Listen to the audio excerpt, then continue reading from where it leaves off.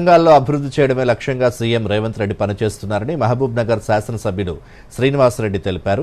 Mahabub Nagar rural మండలం దివిటిపల్లె వద్ద కేంద్ర రాష్ట్ర ప్రభుత్వాల సహకారంతో అమర్ రాజా బ్యాటరీ కంపెనీలో నూతనంగా ఏర్పాటు చేసిన స్కిల్ డెవలప్మెంట్ సెంటర్ను ఎమ్మెల్యే శ్రీనివాసరెడ్డి ప్రారంభించారు.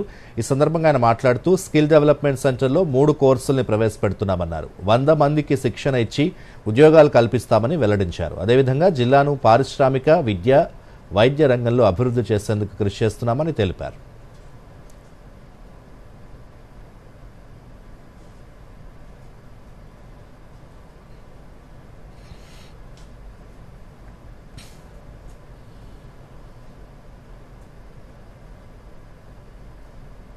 మా ఆశయం ఒకటే, ప్రజలు ఇక్కడి నుంచి ఎక్కడో దూర ప్రాంతాలు బొంబాయి, దుబాయ్ వలసపోతూ ఉన్నారు.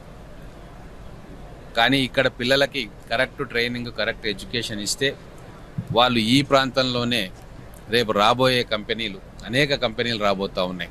దాంట్లో ఎంప్లాయ్మెంట్ ఆపర్చునిటీస్ మన పిల్లలకు కలగాలన్న ఉద్దేశంతో అనేక ట్రైనింగ్ సెంటర్స్ ఇక్కడ ఏర్పాటు చేసుకున్నాం. Telangana academy of skill and knowledge task వాళ్ళ ఆధ్వర్యంలో మహబూబ్నగర్ పట్టణంలో రీసెంట్గా ఒక స్కిల్ డెవలప్మెంట్ సెంటర్ ఓపెన్ చేసుకొని పిల్లలకు అక్కడ ట్రైనింగ్ కోర్సెస్ నడుపుతూ ఉన్నాం. సెట్విన్ ఆధ్వర్యంలో కూడా వందలాది మందికి మనం ట్రైనింగ్ ఇస్తూ ఉన్నాం.